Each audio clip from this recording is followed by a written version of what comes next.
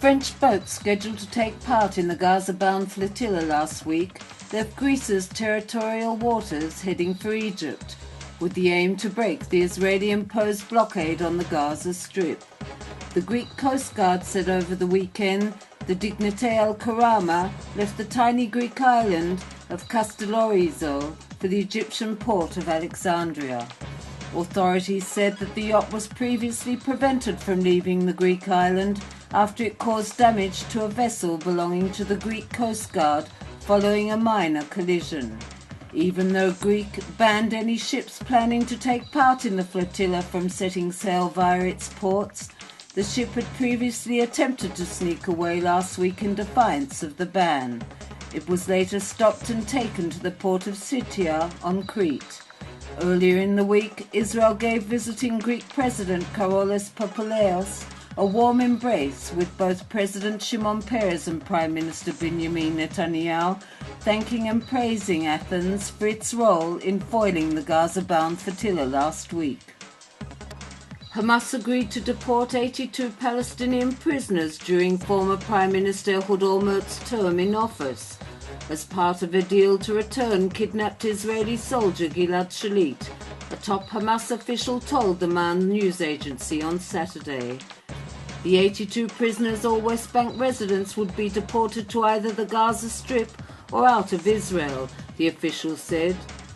He claimed Israel has refused to discuss the remaining 125 prisoners and has presented a new list of Palestinians they wish to release instead. The Israeli list and the Hamas list are entirely different from one another. According to the report, Hamas agreed that prisoners with Israeli citizenship who were serving terms of 20 to 30 years or more would be required to give up their Israeli citizenship in exchange for their release. Gilad Shalit has been held incommunicado in Gaza ever since his abduction in a cross-border raid 5 years ago. All efforts to secure his release have so far failed.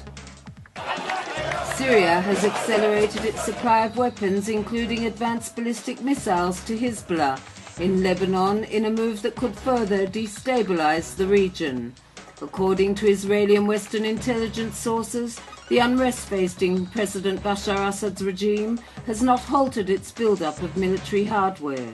Western intelligence sources told the Times of London that Syria has provided Hezbollah with 8 Scud-D missiles that have a range of 700 kilometers. The missiles bring the entire state of Israel and Jordan and parts of Turkey into Hezbollah's range, the sources said. With the help of experts from Iran and North Korea, Damascus is pressing ahead with its development of sophisticated missiles at a secret site nicknamed Missile City, built in Jabal Taxis, a mountain near the opposition stronghold of Hama. The missile program is actually run by the Scientific Studies and Research Center in Damascus, an organization that is already on a US sanctions list. Addressing protesters from around the country campaigning against rising housing costs, Prime Minister Benjamin Netanyahu called them to demonstrate in Jerusalem.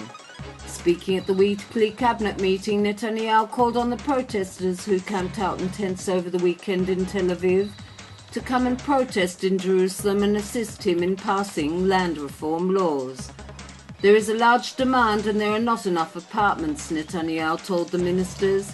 He called on the protesters to be patient, saying it could take up to 3 years to channel tens of thousands of apartments into the market, a move, he said, that will provide a genuine solution. Hundreds of ultra-Orthodox men waged a violent protest Saturday afternoon in Jerusalem, clashing with police to protest the desecration of the Shabbat and 100 weekends since the Carter parking lot outside the Old City opened on the Jewish Day of Rest. Protesters pelted police with stones and overturned garbage bins as the latter tried to stop them from blocking major intersections in the capital. Saturday's demonstration heightened the mounting tensions between the religious and secular sectors in the capital. Earlier this week, 6 policemen were injured in a separate confrontation after they entered an ultra-Orthodox neighborhood in the capital to arrest suspected tax evaders.